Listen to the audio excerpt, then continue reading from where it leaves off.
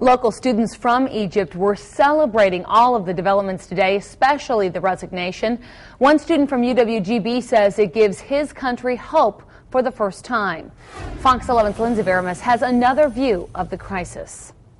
He watched it happen live, but Saeed Daharouk says the reality of an Egypt without President Mubarak is still sinking in. Knowing that we're going to have freedom, we're going to have democracy and like all of that nice stuff, you know, all the stuff that makes life worth living. For the first time in a long time, Saeed is excited to go home.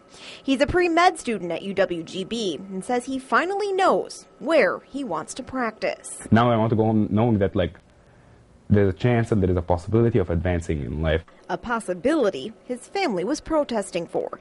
Saeed says they slept in the square for 3 days, but returned home elated.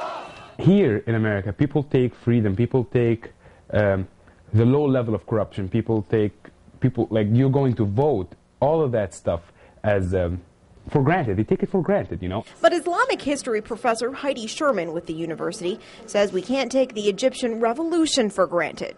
She says Egypt is our ally in the Middle East, a secular state not controlled by an Islamist regime. So it's been incredibly important in keeping balance in the region. She feels the revolution will create a more open, healthy Egypt and perhaps bring democratic elections elsewhere. The demonstrations are spreading to other countries such as Yemen, Lebanon, Jordan. Sherman says there's a great deal of uncertainty, but also a growing sense of hope in Egypt, especially to the huge youth population.